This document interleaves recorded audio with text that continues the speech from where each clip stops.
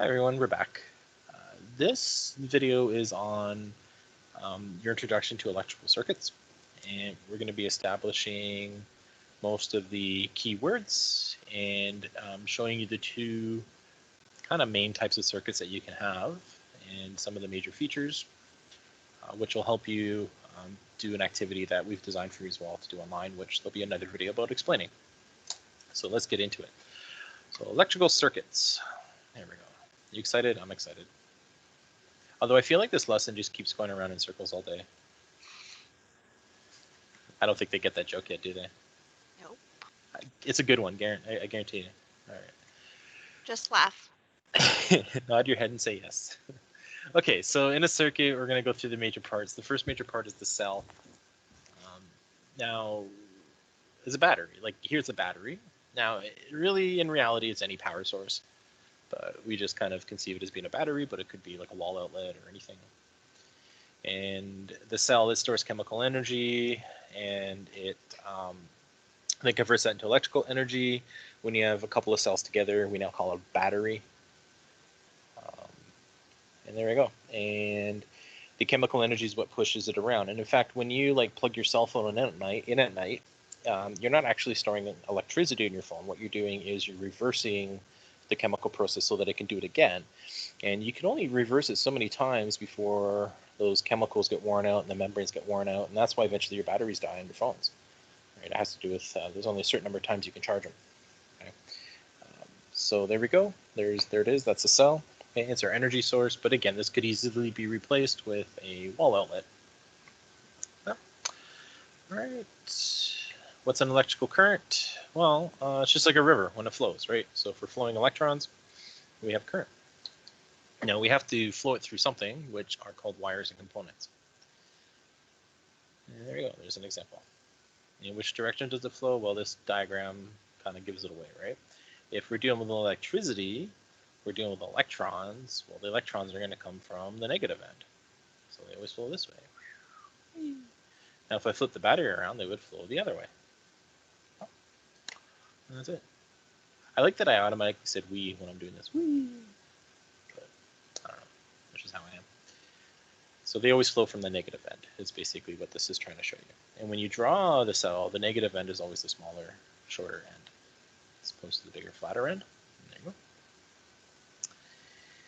Yep. And it goes from the negative terminal to the positive terminal. So we just call these terminals ends of the battery. A simple circuit. It has a cell, a lamp, and a switch. Now, you can replace this lamp with anything else, like a toaster, or what else could we put in there, Miss? What else do you think? Radio. Sure. Yeah, lots of things.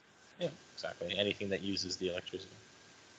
And your cell is the battery there, the switch. Now, you could replace cell with energy source, right? But again, you got to understand that it's the same thing we're talking about. A switch to turn it on and off. If you can't turn it on and off, it's not actually a circuit. Wires. Oh, I would say, sorry, sometimes the switch, if we don't have a switch, we actually just manually connect it and disconnect it with our fingers. And that's okay too. That actually qualifies as a switch. Right? You just have to have some sort of way to turn it on and off. A lamp and a wire. And a lamp is just something that uses the electricity, and we're going to have a different word for this in a minute here. Okay. And they got to get connected with metal wires, things that are ductile, so like, copper. Usually copper is what we use. Although some old houses have aluminum, but they like to heat up and melt and cause fires, so we don't use the aluminum anymore. And there we go. So when a switch is closed, the lamp is on. It's because we've closed the pathway. We've allowed the electricity to flow. Think of a bucket of water. If you're holding it, there's nowhere for the water to flow. It's stuck in the bucket. But if I, make a pathway for it, then it'll start flowing, right? And that's what I do by closing a switch. Now, something interesting about that, I remember my mom got mad at me when she got mad at me a lot. She still gets mad at me. I remember one time my mom got mad at me. I was actually learning about circuits. I think we learned about them in grade 11 when I was in school. I can't remember. It was 30 years ago, something like that. 15 years ago. And 25 years. Yeah, we'll settle on 25. Okay. And I came home one day and she's like, hey, can you open the lights? So I took the switch and I left it off. She's like, I told you to open the lights, but I go, Mom, the switch is open. And of course, my brothers, who a couple years older than me, they just started howling and laughing. One, because they knew I was right, and two, because they knew I was going to get in trouble. But remember, when you open a switch, you've opened the connector, so it's not touching anymore. So if you say close the lights, you're actually turning them on. Right. So next time, if your mom ever says, can you close the lights? Well, turn the lights on, because that's what you're doing. You're closing the switch. Right. Don't blame me if they get mad. I've warned you. You've been warned. But it's a true story. When you open, you're turning them off. When you close, you're turning it on. And there you go. Now, we like to use symbols. I don't want you drawing a battery or a switch like this. We're going to use some fancy little symbols for drawing stuff. Okay? And here we go. So this is an example of a simple circuit. It's exactly what you see here, except we have a few little features. One, we draw the battery, like so. Well, this is actually a cell, because there's only one. Right? We'll see what a battery looks like in a minute. I go here. See, the positive terminal has the thinner but longer kind of end, where the negative terminal has the shorter but thicker kind of terminal. Okay, then as we go around, notice how the wires are drawn as straight and square. We go around and we hit a switch. You always draw the switch as being open. So right now, is the circuit on or off? It's off. Right. There's nowhere for the electricity to flow. It would hit here and be Yeah. like, I can't go by. I can't get past, right? So nowhere to flow. And then if we just draw a circle with an X, it just means there's a device there. Now it happens to be a light, but again, it could be a toaster, could be a hairdryer, could be your PS4, whatever. There's something there. And then we draw wires again, square all the way back up to the positive terminal. There you go. Okay, and there's the symbols. So that's the symbol for a cell, a lamp, a switch, and a wire. And this could be, instead of lamp, you could call it a load. But we're not going to get too picky about that here. And there you go. Those are the 4 basic parts. If you have those 4 basic parts, you are a circuit. All right. Here's a few other ones. There's a cell. Now, you see here in a cell, we just have one of these tall ones and one of these smaller ones. But if I put a couple of them together, I now have a battery. Okay, and that's the difference. They're both an electrical source, but one you just have a single, 2 you have more than. I mean, you can have like 10 of those in a row if you wanted to. A switch, always draw it open. Here's a lamp. There's a buzzer. Okay. If you don't know what to draw, generally speaking, just draw the circle with the X. There's all kinds of symbols you can look up online for different sort of devices, right? Okay, we have an ammeter, which is going to measure your amps. You have a voltmeter, which will measure your volts. M is a motor. So again, a motor is just like a lamp. It uses electricity. So you put an M in there. Let's say if I wanted to use like a water pump, what could I draw? I could just do a circle with what inside?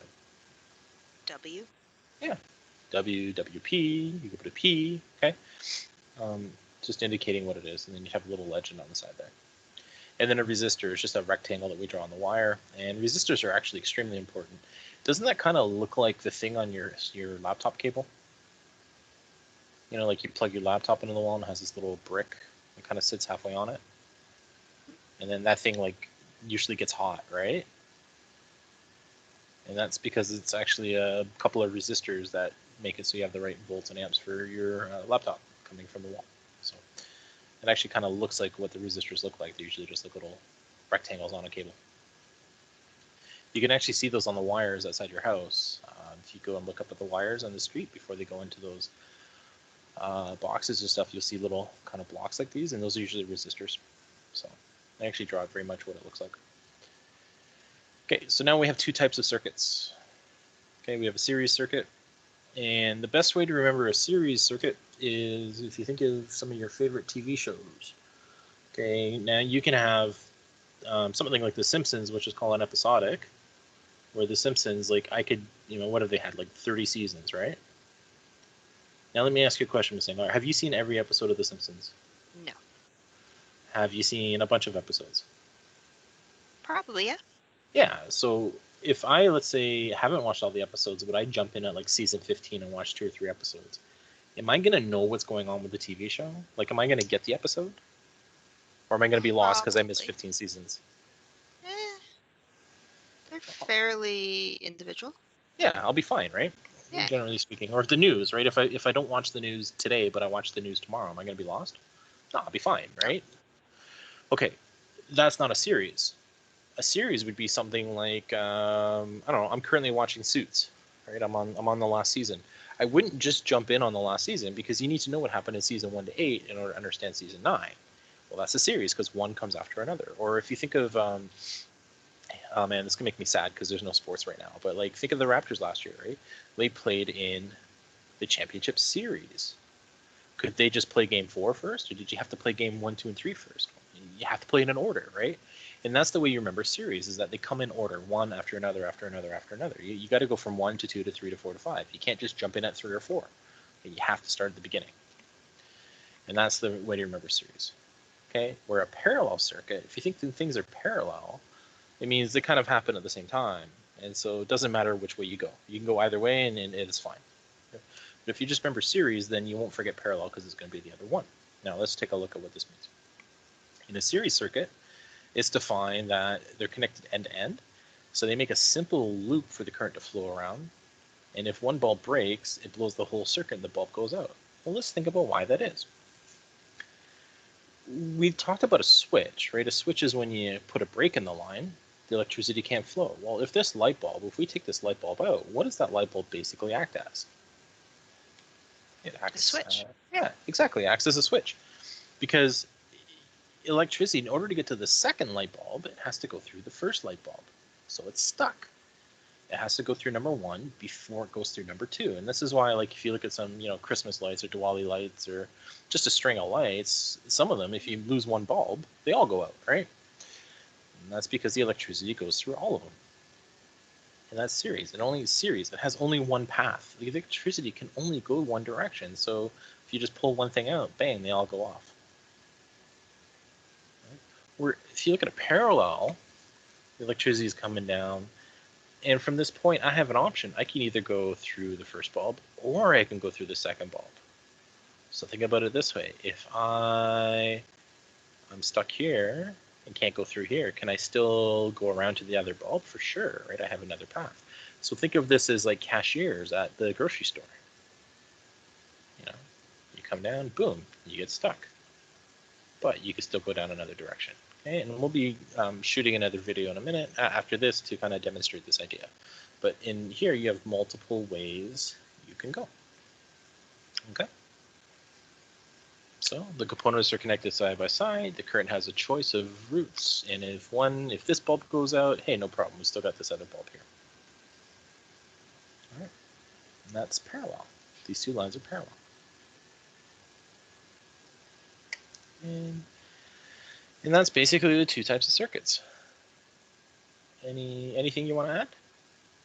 No, I think that was pretty good. Yeah, I think we got it. There's going to be another video right after this. You can either watch the other video first or you can watch this one first. You can watch them in any order. That will try to give you an actual demonstration of what's going on here. So again, as always, if you have questions, reach out, let us know. And hopefully this was helpful.